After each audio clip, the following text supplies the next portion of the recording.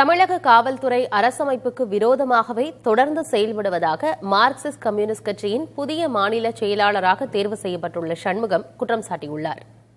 அவருடன் நமது செய்தியாளர் காமராஜ் நடத்திய கலந்துரையாடலை பார்க்கலாம். ஐயா, முதல்ல உங்களுக்கு வாழ்த்துக்களை தெரிவிச்சுக்கிறேன். மாநில செயலர் தேர்வு செய்யப்பட்டிருக்கீங்க. இப்போ நீங்க புதிதாக தேர்வு செய்யப்பட்டிருக்கீங்க. ஒரு 7 வருடங்களுக்கு பிறகு நீங்க மாநில செயலராக பதவிக்கு வரீங்க. உங்களுடைய செயல்பாடு கட்சியில் எப்படி இருக்கீங்க? நிச்சயமாக மார்க்சிஸ்ட் கம்யூனிஸ்ட் கட்சியினுடைய வளர்ச்சி, தமிழக உழைப்பாளி மக்களுடைய முன்னேற்றம், அதைத் தொடர்ந்து அது சார்பாக தான் என்னுடைய பணிகள் என்பது அமையும். மத்தியில் பாஜக ஆட்சி அமைஞ்சு இருக்கிறது. இதில் பாஜக ஆட்சி கண்டித்து பல்வேறு தீர்மானம் நிறைவேற்றிருக்கீங்க. இந்த பாஜக கண்டித்து உங்களுக்கு முதல் கட்டமாக எந்த மாதிரியான போராட்டங்களை முன்னெடுப்பீங்க? இல்ல, ஒன்றிய அரசாங்கத்தை எதிர்த்து அது 2014 ஆட்சிக்கு வந்த காலத்திலிருந்து கடந்த 10 ஆண்டு காலமாக வீரியமிக்க போராட்டத்தை அகில இந்திய அளவிலும் மாநில அளவிலும் மார்க்சிஸ்ட் கம்யூனிஸ்ட் கட்சி தொடர்ந்து நடத்தி கொண்டிருக்கிறது.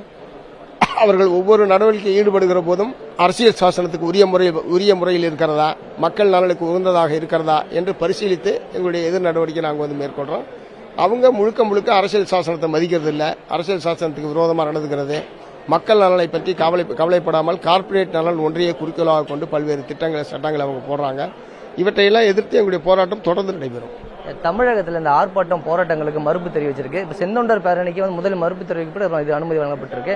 இது தொடர்பாக பாலகிருஷ்ணன் சார் பேசுனதுக்கும் திமுக சார்பில் ஒரு அறிக்கை வெளியிடப்பட்டிருந்தது. அதாவது அந்த கட்சி பேப்பர் சார்பா இந்த ஜனநாயக ரீதியில் இது போராட்டங்களுக்கு தலையிட சூழல் இருக்குது. எப்படி பாக்குறீங்க?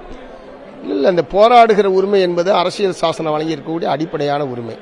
யார் வேணாலும் போராடுறதுக்கு ஒன்று கூடுவதற்கெல்லாம் ஏற்கனவே சட்டம் வழங்கியிருக்கக்கூடிய உரிமை அது. அதை தடுப்பதற்கு காவல்துறைக்கோ அரசாங்கத்துக்கோ எந்த விதமான உரிமையும் கிடையாது.